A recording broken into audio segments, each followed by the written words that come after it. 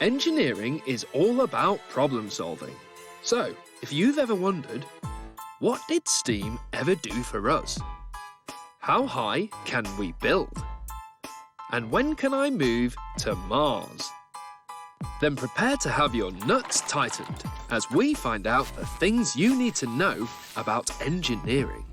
So, who were the first engineers?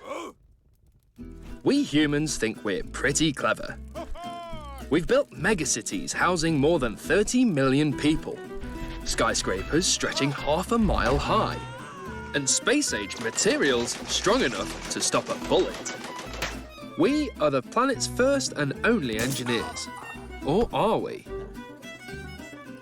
Take a massive structure like the Hoover Dam, made from 6.5 million tons of concrete. It's over 1,200 feet wide and holds back 9 trillion gallons of water, enough to flood the entire state of New York to a height of 1 foot. But Canada has a dam twice as long, big enough to see from space. And this one was built by beavers. Nature's been at it for a long time. Civilization is, what, 10,000 years old. Biology's been at it for 3.5, maybe 3.8 billion years. So it's had the head start on us, and it will do for some time. As for skyscrapers, African termites regularly build towers 30 feet high. That's more than half a mile at human scale. And they come with individual rooms and air conditioning. The interesting thing about human engineering compared with nature's engineering is that nature's engineering repairs itself. So trees heal when a branch snaps off, you can break your femur and your leg will repair. Machines in general don't do that. With human engineering and Mother Nature, there's like a completely different approach to the subject. We try and come up with a concept. We find a problem and we try and engineer a solution. Whereas nature, her designs were much more random. She took various paths, they failed, and only the successful paths go forward. Humans build things as if we've got stacks of resources and not much time. Whereas Mother Nature tends to create things as if resources are very limited, but time is infinite.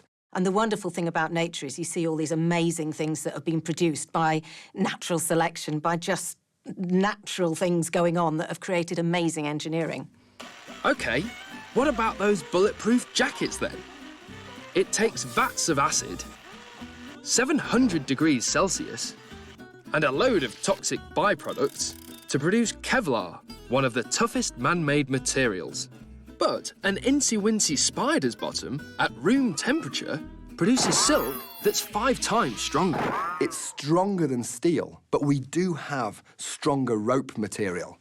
The difference is that rope is relatively brittle. It doesn't like impacts. It'll take huge tensions, but not huge impacts. Spider silk can manage both. The point is, no matter how ingenious we become, Mother Nature, the original engineer, almost always got there first. The principal difference between nature and human engineering is that nature hasn't got rotation. It doesn't have wheels, it doesn't have shafts, and so moving power is all by sort of levers and muscles, whereas we have the wheel and we have shafts to transmit power and energy. What first got us moving? In engineering terms, the wheel is child's play. Any toddler knows that the ones on the bus go round and round. But how does the wheel actually work? Looking at the engineering behind the wheel is more complicated than you might think. When you really stop to think about why it works and what is it that makes the wheel useful, it's quite hard to describe. For a reasonably simple device and concept, the wheel's actually reasonably complicated to think about. It's a good question how the wheel works, because the more you think about it, the trickier it can become. Oh, I love the wheel because you think it's so simple. It's just like, yeah, it's something that's on a car that goes round. But you've got to think about it having linear motion that goes along, the axle moving along the car. And then you've got to think about it having rotational motion. And then if you try and think about the maths of it, you've got to be aware that, you know, if you're drawing your... I need a piece of paper for this. The point of junction between the axle and the wheel and a lot of the physics and the engineering and the mechanical advantage happens there, and the wheel itself isn't a machine without the axle, and all sorts of weirdness. And then suddenly something that Fred Flintstone should have been able to cobble together looks kind of complicated. Without the wheel, moving heavy objects is a pain, literally, because the resulting friction means lots of effort, but not a lot of result. You could try using a lever, such as a crowbar. This magnifies the force you apply, helping to overcome the friction. But it won't win you any favours with the hippo. Plonk him on a board and add a few logs as rollers, and you get rid of the friction completely, which is great, except for all that running back and forth to replace the rollers. To get round this, you attach them to the board, and before you know it, you have an axle and wheels. But instead of rolling, the axle rubs against its housing, so now you've brought back the friction. Luckily though, the wheel's radius is much larger than the axle's. It's basically a kind of circular crowbar, continuously overcoming the friction. It's not the friction of the wheels on the ground that's the key. It's the friction of the axle sitting inside the wheel, and that's where it becomes a machine of great use. There is a degree of leverage, a bit like a crowbar. And if you ever come to push a tractor, if you push on the top of the tractor tyre rather than pushing on the tractor itself, you'll find that the leverage is amplified again. So it's much easier to push by pushing the top of the tyre than actually pushing the main vehicle itself. Now, remember those logs? They got rid of friction altogether. So let's put them back, only this time much smaller, around the axle. Now you've got rid of the friction again and invented the modern bearing, which is great news for hippopotamus delivery guys everywhere. A circle is the only shape where the centre is exactly the same distance from every point on the rim. So if you attach something to the centre and roll it along, it doesn't bobble up and down. It stays the same height from the ground. No bobbling up and down, no wasted energy.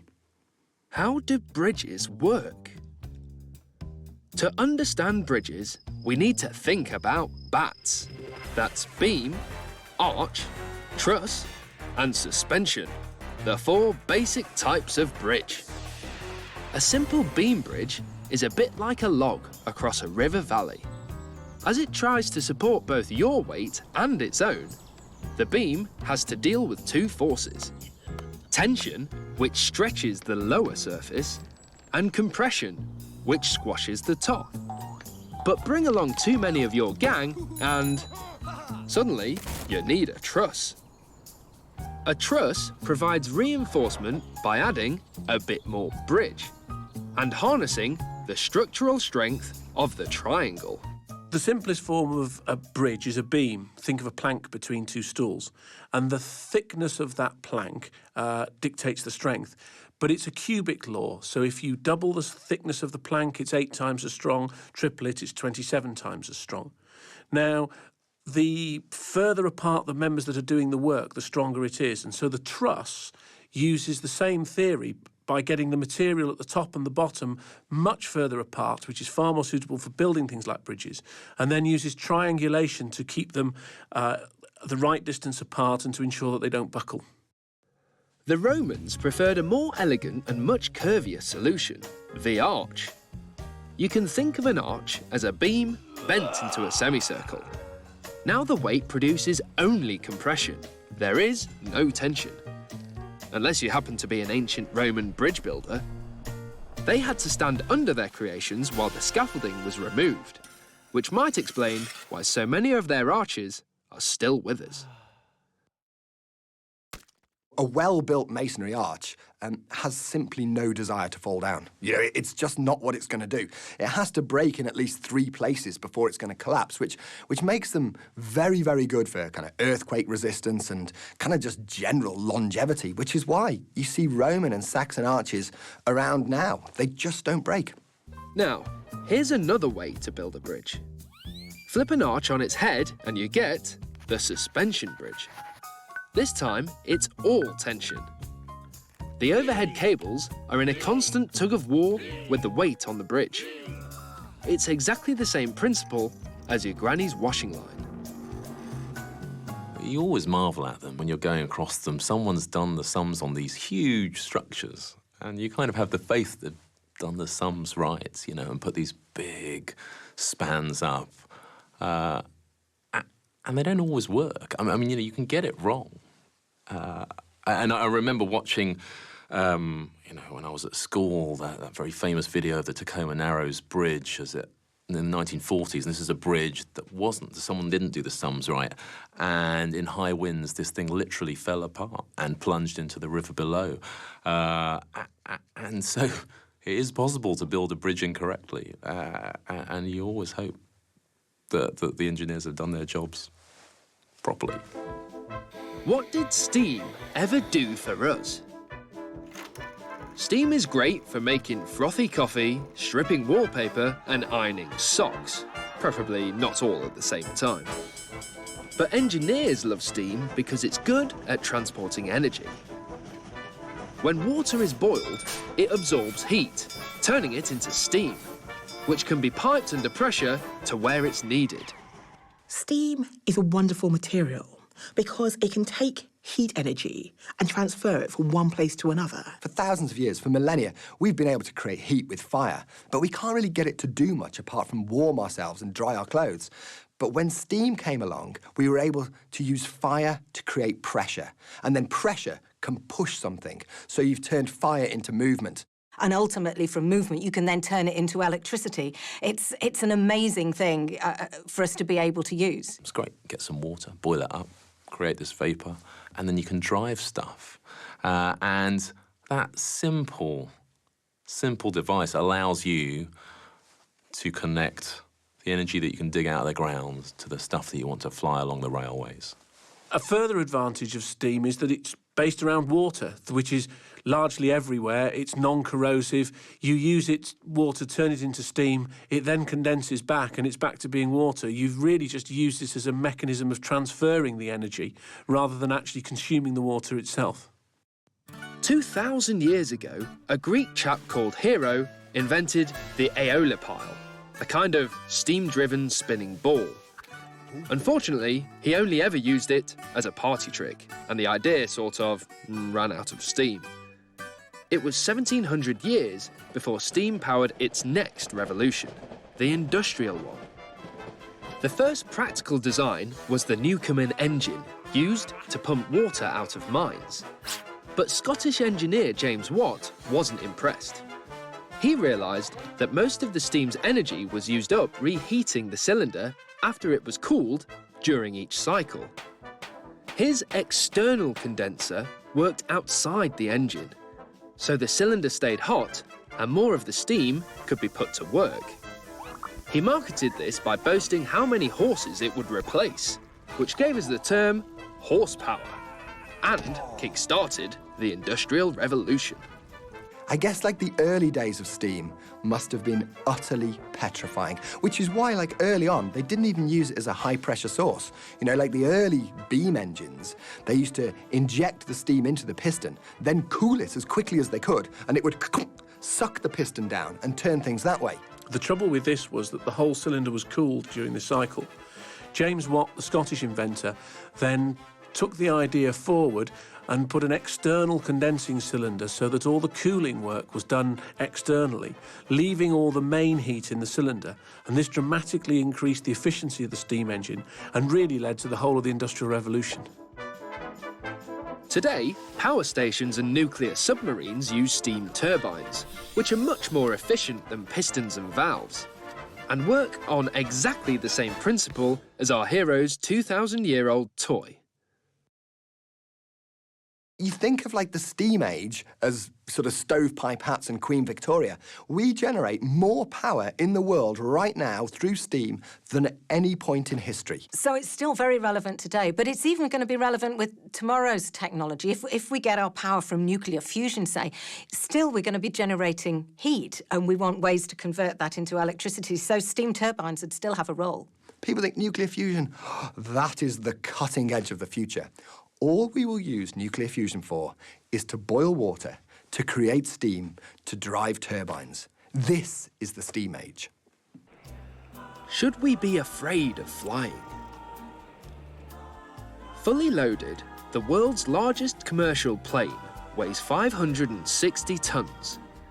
That's almost 50 London double-decker buses, complete with passengers. And yet, all that keeps it aloft is thin air. So thin, in fact, that it's unbreathable. And the only thing between that and you is less than half an inch of plexiglass. Frankly, being at 30,000 feet is just plain terrifying. Jet engines function a lot better at higher altitudes. If you were to get a Boeing 747, fill its fuel tanks, set it off from Heathrow, it would not make it halfway to America if it was flying at 500 feet. The air is too thick, the air is too warm, it's just not right. You have to go really high to get the efficiency. As you ascend, as you rise up from the Earth's surface into the atmosphere, the pressure drops, the air pressure drops, and what that means is there's fewer molecules of gas around in every breath that you breathe.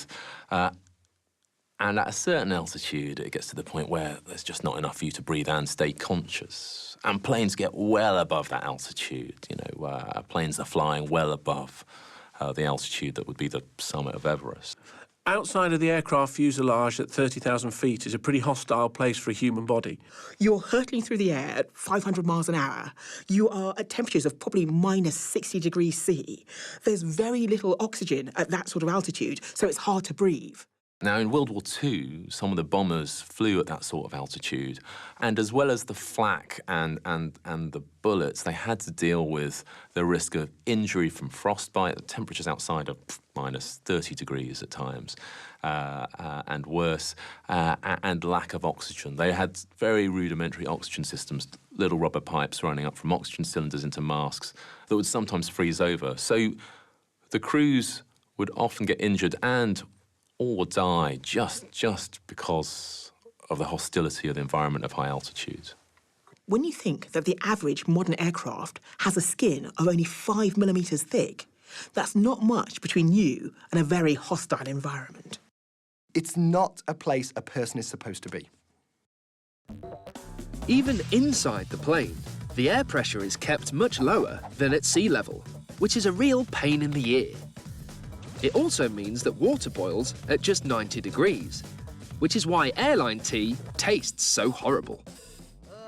To pressurise the air, you have to pump air in, and that has to be pumped in. I mean, often it's done using the jets on the plane, and that uses fuel, and it costs money. So rather than getting it right up to the air pressure you would have on the ground, you need to have it at a safe and comfortable air pressure. So you don't take the full pressure of sea level pressure with you, because that becomes expensive in engineering terms. The pressure difference between the inside of the vehicle and the outside of the vehicle is very large. You have to build thicker hulls that makes the plane heavier. They need to be bigger engines, and you get into a big vicious cycle. But you do pressurise them a bit, and they're pressurised to about an altitude of 9,000 feet. So the pressure around you is less than the pressure inside your ears. So you will get this popping effect. It also affects other things, like if you've got a drink, it might expand and explode. Similarly, if there's something that you've opened when you're on the plane and then you close it up, you go back down, you find that it's all squashed in, the drinks bottle or whatever is squashed in. The consequence of this is that the aircraft fuselage blows up a little bit like a balloon. And so every time a plane goes up to altitude and comes back down, it gets stretched slightly and it shrinks slightly.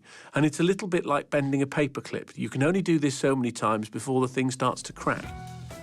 Meanwhile, at 500 miles an hour, a plane's windscreen has to be especially tough to withstand the threat of bird strike, which every year causes roughly $1.2 billion worth of damage.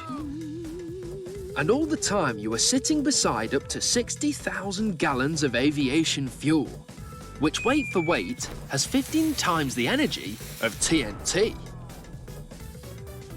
Given that commercial planes are struck by lightning roughly once a year, just be grateful that they're designed like huge Faraday cages to keep you safe. In fact, thanks to engineering, air travel is reckoned to be 20 times safer than driving. Something to think about when you pick up your next rental car. Statistically, there is no reason to be scared of flying. The old adage is you should be scared of crashing. But if you look at the number of passenger flights that are done every day all around the world, the number of aircraft that are lost is terribly, terribly low. The engineering is really sound now. The checks and balances are there to keep these things flying safely. But then the whole system of control, air traffic control systems, all of those early warning systems are there. And they keep huge volumes of traffic moving in and out of cities day and night. And so, yeah, it's pretty safe. But when we take off, I still have that feeling of, wow, isn't this amazing? And I kind of don't want to lose that, because it is an amazing achievement that we've created these wonderful machines that can take us up through the air. How high can we build? When it comes to tall buildings, engineers have always played who's got the biggest. This edifice complex led the ancient Egyptians to build the Great Pyramid of Giza, which, at 481 feet, held the record for nearly 4,000 years, although today it's 30 feet shorter thanks to erosion and theft. Building skyscrapers out of bricks isn't feasible. If you think about having someone sitting on your shoulders, that's okay. You put somebody else on top of their shoulders, it starts to get very heavy. Put another 5 people all on top of each other, the poor chap at the bottom just can't take the weight. And the same's true about building over about 10 stories in brick. Eventually, the weight of the building above is too heavy for the brickwork below to actually support. And so there needs to be other technology and other materials used in order to build taller buildings. It wasn't until the invention of the steel frame that buildings really took off. This carries all the weight of the structure, but doesn't add much weight of its own.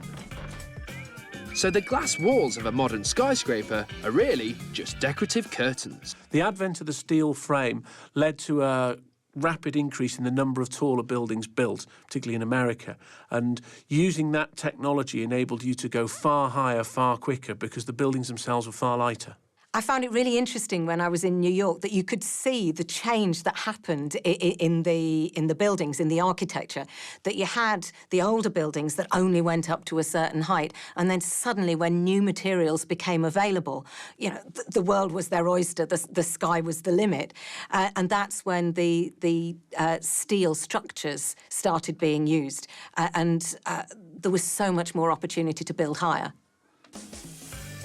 One problem that skyscrapers regularly face is wind. This can set up resonant oscillations, causing a building to sway violently. But change the shape of the building every few stories, and the wind gets confused. So the diners in that top-floor restaurant are less likely to lose their lunches. Wind forces, if they're at the wrong frequency, can end up causing big problems in skyscrapers, because they can induce a vibration in the building, the amplitude of which can be as much as 6 or 7 feet, which is potentially damaging for the building and also quite disconcerting for any people that are in it at the time. A single straight blow won't be enough to push the building down.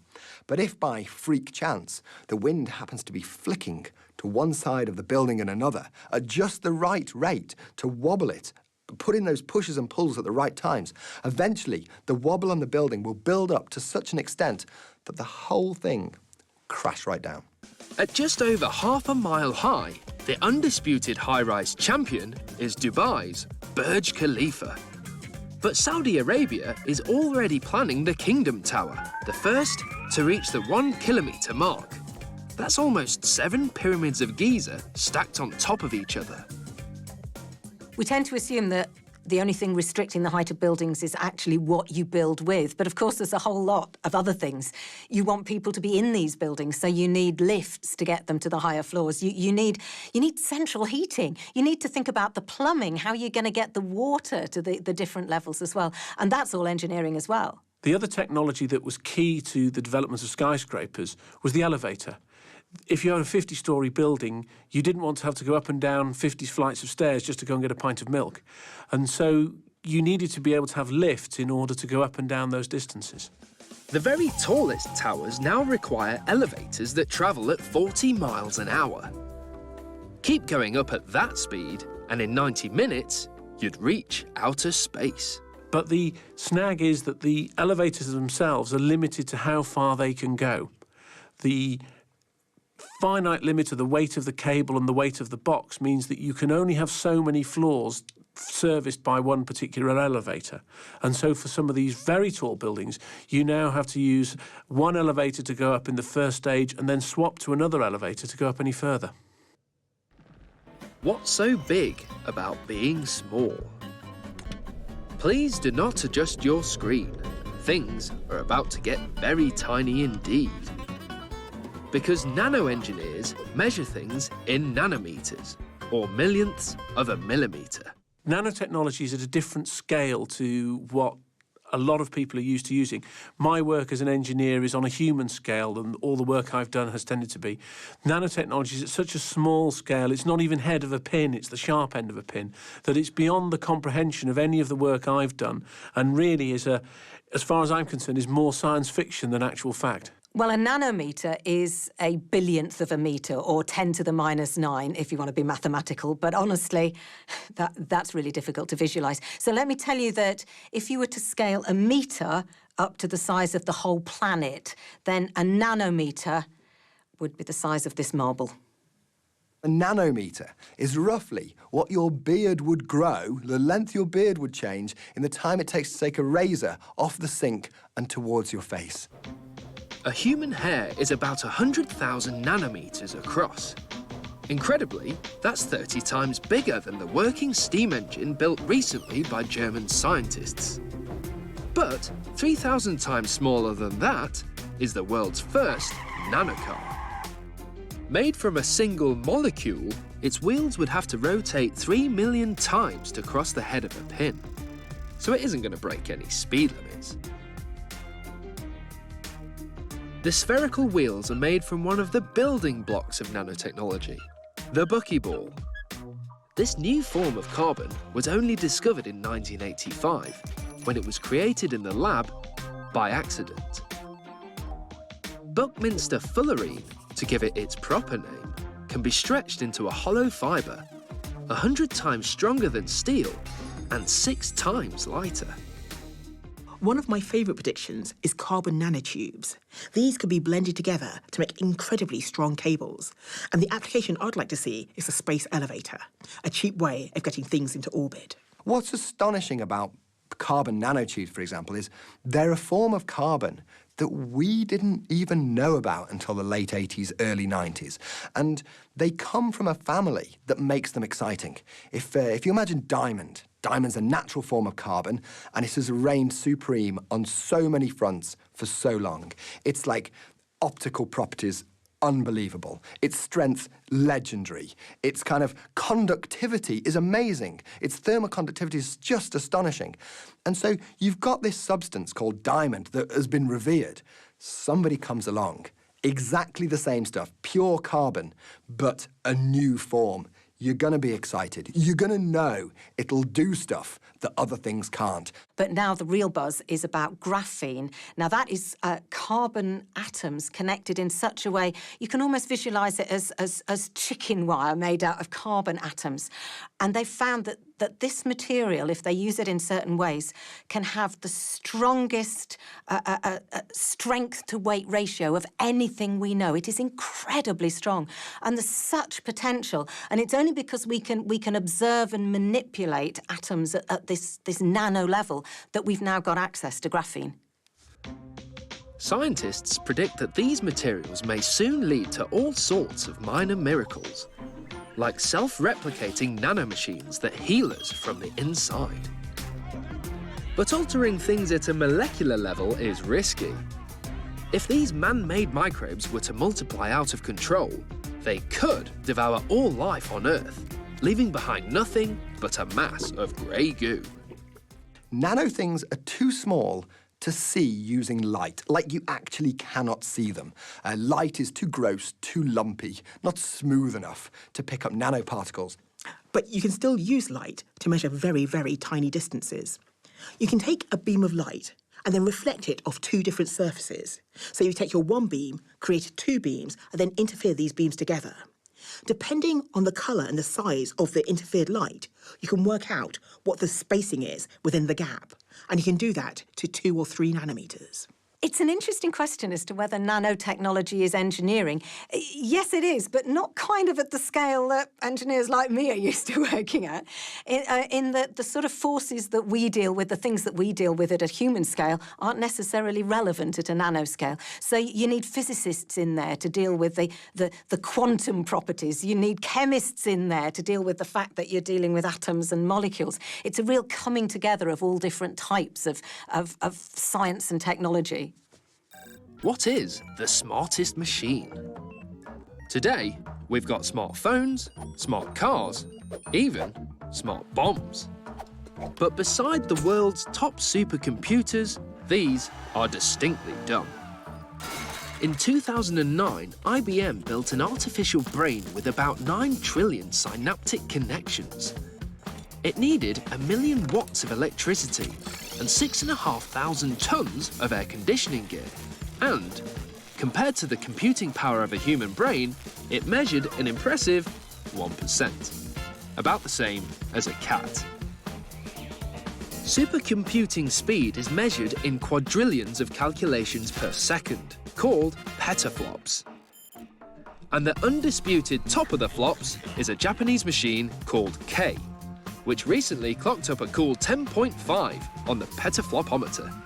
That's about 100,000 times faster than the average PC. Computers are going leaps and bounds in terms of the numbers of calculations they can do per second. But at the same time, I wouldn't call them intelligent. Intelligence isn't just about calculation.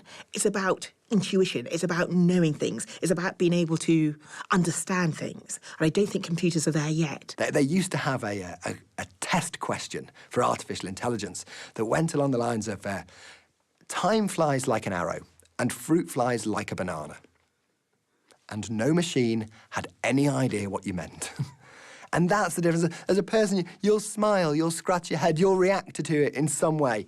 To a computer, it's just a meaningless sentence. K runs the world's most advanced computer simulations, virtual versions of everything from tomorrow's weather to the entire universe.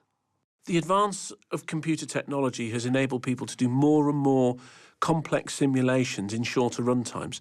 And so by doing so, that it's removed the need to do a certain level of experimentation. Being able to do incredibly complicated simulations is very useful to engineers and scientists because things like turbulent flow for aircraft wings, etc., is unbelievably complicated. Tiny little eddies swirling here, then over there might be a bit of smooth flow. Here there might be a turbulent boundary layer. It's just becomes impossible to keep track of everything without massive computing power. Computer simulations have even replaced building experimental models in some of the aerodynamic design work with Formula One teams. One of the teams has no longer got a wind tunnel and they do all of their entire aerodynamic development work on computational fluid dynamic software. We're now able to use computers as they call like genetic algorithms, to kind of artificial evolution. So we don't have to go through billions of years. I mean, just go through like a couple of days and it spits out the answer. But to be classed as truly intelligent, a computer has to pass the Turing test. Basically, this is just a cosy little chat using something like text messaging. If after 5 minutes you didn't realise you were talking to a machine, then it would pass and win itself the Loebner Prize, $100,000 plus a solid gold medal. But after 32 years, it has yet to be won. The issue with the Turing test is you're actually trying to get a computer to mimic a human being doing a particular activity. Now, I know that a young child is intelligent, but they wouldn't pass the Turing test, would they? It just doesn't really fit. Say, for example, if you had a really stupid dog, it's one of those ones you're embarrassed of it because it tries to run through a small gap with a stick in its mouth. It is still vastly more intelligent than anything in the artificial intelligence world. Although I think we're on the cusp, because more and more robotic machines are learning through evolution, through trial and error. To me, this is a better way of intelligence, of gaining intelligence, than just doing calculations. How on earth did we get to the moon? The total number of people to have set foot on the moon is 12. Unless, of course, you believe it all took place in an aircraft hangar. I'm really glad that I'm old enough that I saw the moon landings. Now, when I say I saw them, I was 6 years old and I was put in front of the television. But apparently I said, these pictures are rubbish. I obviously hadn't quite worked out how important it was. However, my husband, who was 5 at the time, was apparently not allowed to watch it live. His family were worried that the whole thing was going to be a catastrophe and they didn't want him to experience that. He saw it later. The 500,000-mile round trip required a Saturn V rocket, which stood 60 feet taller than the Statue of Liberty, and had roughly 6 million components. So even NASA's 99.9% reliability target meant they could still expect 6,000 parts to fail. It's quite hard to pick out a single piece of engineering. There's so much to pick. Stuff that didn't exist in 1961 when Kennedy first set the challenge existed and flew in space and landed on the moon just over 7 years later. There was the Saturn V rocket, a huge beast of a thing that was able to carry all the technical engineering we needed out there. The whole lot had to work in a vacuum. Completely. For weeks it had to work in a vacuum. And we haven't got vacuum chambers on this planet big enough to stick an entire spacecraft, Saturn V rockets, etc. in to test it out. And we've just got to test little bits of it and trust that when it all comes together, it's still going to operate where there's no air, there's no pressure. You stick any normal grease in a vacuum, boils off, it's disappeared. All gets a bit squeaky. You know, you've got to develop things that will work in an environment that's just utterly alien. The Saturn V is still the largest, most powerful rocket ever built. And yet most of it had only one job: to overcome Earth's gravity by accelerating the small spacecraft to 25,000 miles an hour, faster than any human has travelled, before or since. What you're trying to do when you climb into a rocket to try and travel to the moon is escape from the gravitational bonds of the Earth. And that needs you to travel at 25,000 miles an hour, 7 miles a second. And as a result, the Apollo astronauts are the fastest people in history. They have travelled faster than anyone in the history of the species in that mission. Once you've got into space, the challenges continue to happen. Because now you've got to get from the Earth orbit to a lunar orbit. So you're orbiting the moon, but then you need to land on the moon. Apollo 11's Eagle touched down on the moon with just 20 seconds of descent fuel left. But Neil Armstrong landed so gently that the shock absorbers didn't even compress. So his one small step down to the surface was more of a 3.5-foot giant leap. And Buzz Aldrin had to remember not to lock the door because there was no handle on the outside. Meanwhile, Michael Collins is orbiting the moon and is only on the same side of the moon as Buzz and the rest of the world for 45 minutes at a time. For the other 45 minutes, he's on the far side, on his own, literally alone amongst him and the universe. And out of contact with every living soul.